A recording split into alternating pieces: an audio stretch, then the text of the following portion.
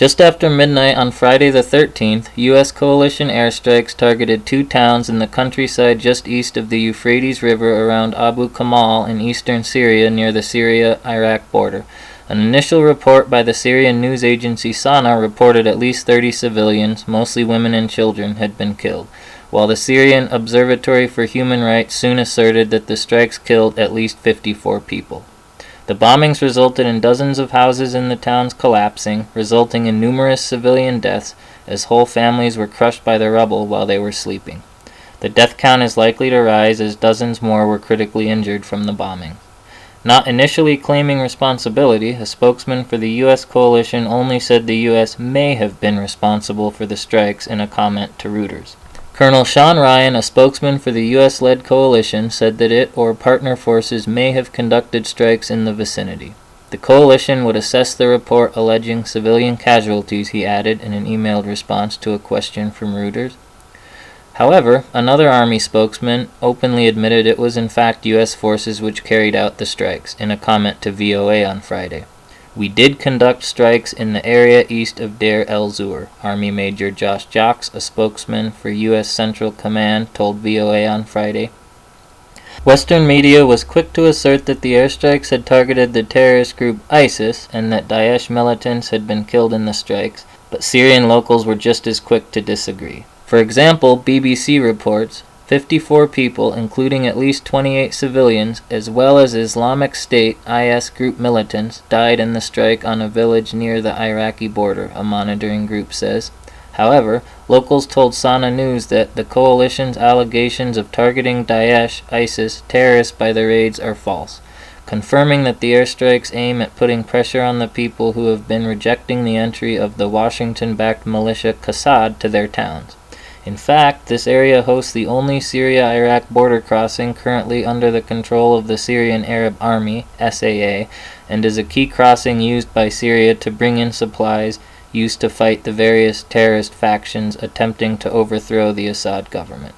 It is also very near to the U.S.-occupied territory of Syria, and as the SAA recently continues to successfully liberate the areas in southern Syria once occupied by the terrorist factions, it is in the interest of the U.S. occupation in Syria to gain control of this border area through its terrorist proxy armies, in this case, Qassad.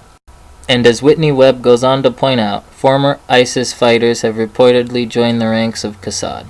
Reports in Arabic media from earlier this year have claimed to provide evidence that many former Daesh members have joined the Qassad militia, both in the province of Deir ez-Zor and al-Hasaka. Such reports are consistent with U.S. support for other militia groups such as the Deir ez-Zor Military Council, DMC, that also includes significant numbers of former Daesh fighters who had surrendered to the Syrian Democratic Forces, SDF, the proxy force of the coalition, over the course of the past year. Indeed, there is no Daesh presence in Abu Kamal aside from the pockets of Daesh that intermittently attack the Syrian government-held city from the area of Syria occupied by the U.S. So while the Western media reports that these recent airstrikes targeted and killed ISIS fighters, it is far more likely the strikes rather intentionally targeted civilian areas as punishment for their refusal to allow U.S.-backed ISIS fighters into their territory.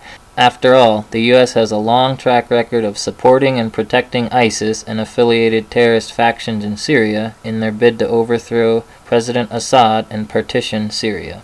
As the SAA continues to successfully liberate Syria from the control of the various U.S., UK, and Israeli-backed terrorist factions, the time is fast approaching when the Syrian army will shift its focus to liberating the oil-rich agricultural watershed region of Syria now occupied by 2,000 U.S. troops and allied terrorist factions. President Assad has stated in no uncertain terms that the fight to liberate Syria from the hands of the terrorists will continue until Syria is fully liberated.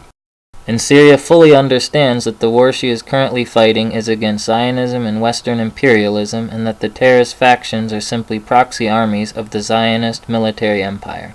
Once these terrorist factions are fully ousted from areas around Damascus and their current stronghold in the north, Idlib, Syria will turn her attention first to the U.S.-occupied region of eastern Syria, before likely moving against the Israeli occupation of the Syrian Golan Heights.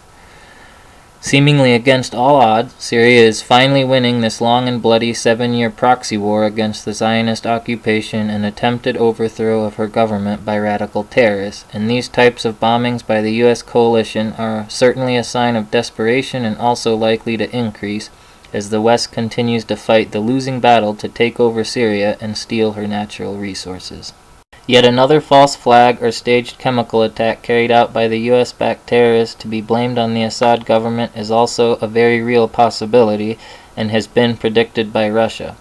This type of provocation would be used in order to galvanize the public behind more US coalition airstrikes against SAA forces and targets, as the SAA first moves to liberate the last terrorist stronghold of Idlib in the northwest, before focusing on a military advancement in the east near Al-Tanf, and then the occupied north, which could potentially lead to a direct confrontation with American troops in U.S.-occupied North and East Syria. The obvious solution for America is to withdraw all U.S. troops from Syria, as Trump had announced he was going to do before the last staged chemical attack in Syria in April, which, by the way, Russia also accurately predicted, to also seize all funding and support of terrorist factions in Syria, including the White Helmets, and to seize funding and support of all states in the region which also fund these terrorist factions, particularly Israel and Saudi Arabia. If we don't do so, U.S. troops will in all likelihood be forced to fight the Syrian army in the coming months, and if the last 7 years is any indication at all, the people of Syria and the Syrian army will not be overcome, no matter the odds. Until next time, this has been Jason. Maybe someday, peace will prevail.